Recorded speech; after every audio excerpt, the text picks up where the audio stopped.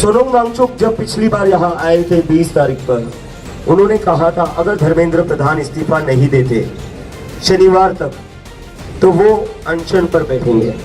तो आने वाले रविवार से धर्मेंद्र प्रधान के पास और 2 दिन का वक्त है, और 2 दिन दे रहे हैं हम तुम्हें। अभी भी वक्त नहीं गया, थोड़ी भी शर्म बची हो, थोड़ी भी कदर है बच्चों की जिंदगी की, तो इस्तीफा दे दीजिए, वरना संडे से Sonam Wangchuk the scientist, one of the greatest educationist of India, वो यहाँ पर जंतर मंतर पर अनशन करने बैठने जा रहे हैं। जन्मदिन पर लोग क्या करते हैं? केक काटते हैं, बधाइयां देते हैं।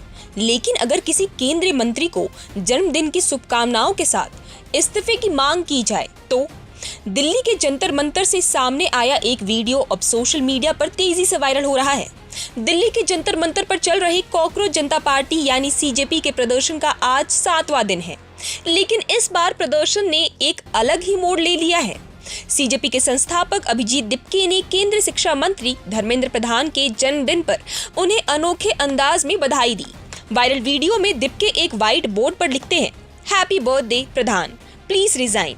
पीछे मौजूद समर्थक बर्थडे सॉन्ग गाते हैं और इसके बाद दिपके सीधे कैमरे की तरफ देखकर कहते हैं, धर्मेंद्र प्रधान जी, जन्मदिन की बहुत बहुत शुभकामनाएं। हमें एक तोहफा दे दीजिए, इस्तीफा दे दीजिए, जरूरत पड़े तो इस्तीफे का लेटर भी हम भेज देंगे, आपको सिर्फ अंगूठा लगाना होगा।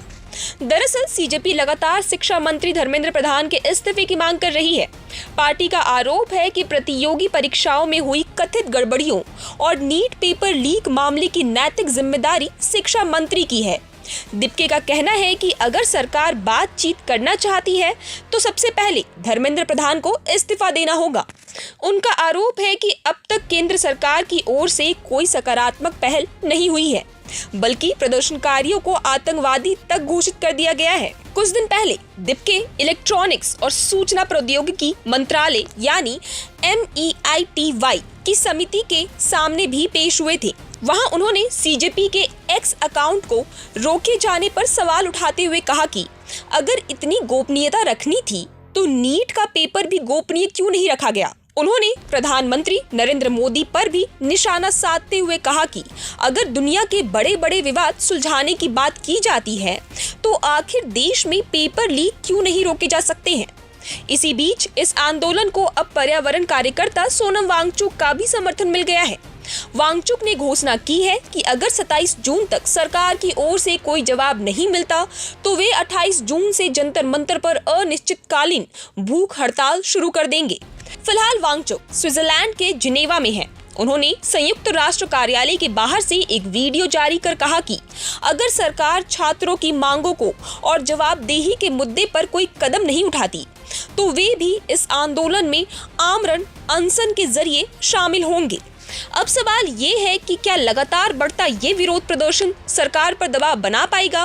क्या शिक्षा मंत्री धर्मेंद्र प्रधान इस पूरे विवाद पर कोई बड़ा फैसला लेंगे? और क्या सरकार प्रदर्शनकारियों से बातचीत करेगी? इन सभी सवालों के जवाब आने वाले दिनों में साफ होंगे। फिलहाल इस पूरे मामले पर आपकी क्या राय है, हमें कमेंट सेक्शन में जरूर बताएं और ऐसी अपडेट्स के जुड़े रहे हमारे साथ। आप देख रहे हैं प्रभात खबर। प्रभातखबर.com, विश्वास वही, रफ्तार नहीं।